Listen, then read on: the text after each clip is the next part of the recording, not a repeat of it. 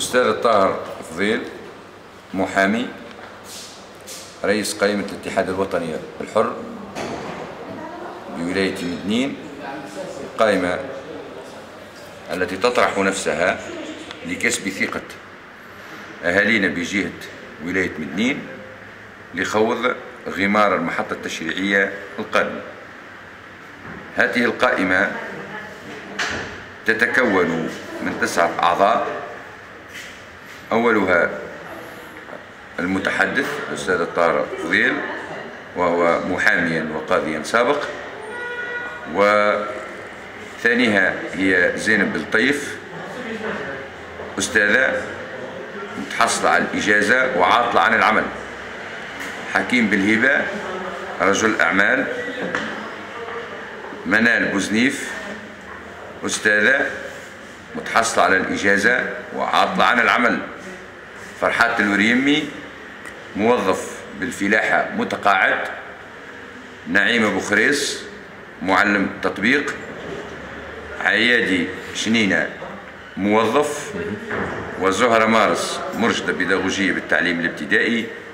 ولطفي سليماني، متحصل على الإجازة وعاطل عن العمل.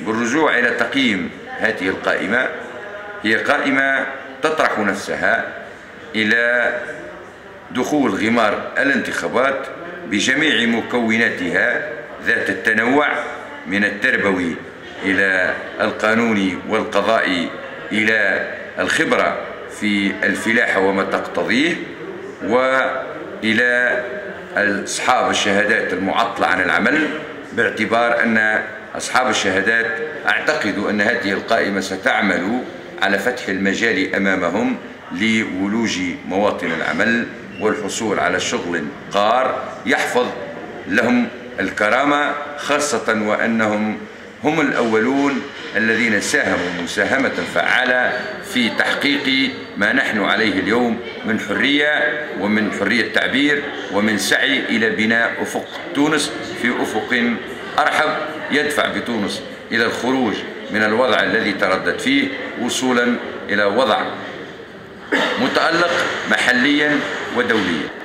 اليوم تم عقد ندوة صحفية بدعوة من قائمة الاتحاد الوطني الحر بولاية مدنين، وذلك لعرض الخطوط العامة في مستوى المشاريع المزمع تنفيذها وطنيا وخاصة بولاية مدنين، حتى يكون أهالينا على وعي تام بما نطرحه وما نقدمه كمدخل للخروج بالولاية من مكان ومن موقع الإقصاء والتهميش الذي عانت منه طوال حياتها وعلى امتداد تاريخها، إلى ولاية تشكل حقا قطبا تنمويا يمكن أن يحتذى به في الداخل والخارج.